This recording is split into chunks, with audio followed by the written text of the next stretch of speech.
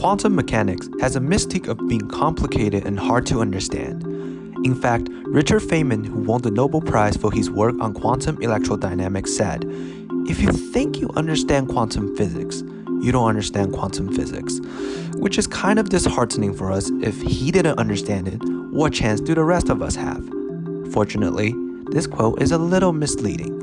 We do in fact understand quantum physics really well. In fact, it is arguably the most successful scientific theory out there. It has let us invent technologies like computers, digital cameras, LED screens, lasers, and nuclear power plants.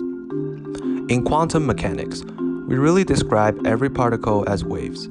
So instead an electron looking like this, it should look something like this.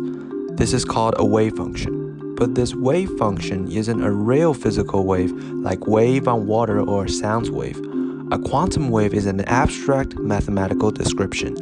To get the real-world properties like position or momentum of an electron, we have to do mathematical operations on this wave function. So for the position, we take the amplitude and square it, which for this wave, it should look something like this. This gives us a thing called a probability distribution, which tells us that you're more likely to find the electron here than here.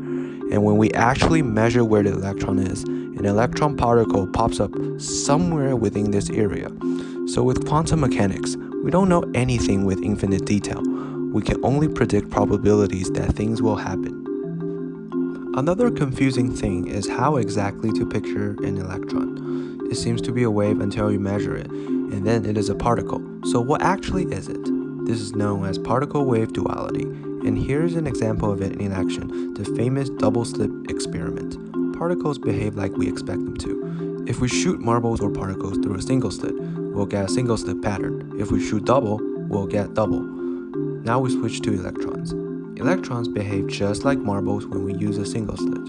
But if we shoot electrons through two slits, something weird happens. We get a pattern like waves instead of marbles. This pattern of stripes is called an interference pattern, something you only see with waves. The idea is that it is the electron wave that goes through both slits at the same time, and then waves from each slit overlap with each other, and where the waves add together, you have a high probability of the electron popping up at the wall, but where the waves cancel out, the probability is very low. So actually on the back wall, the highest probability of finding the electron is in the middle of the slits, and then it goes up and down again, and this is the interference pattern.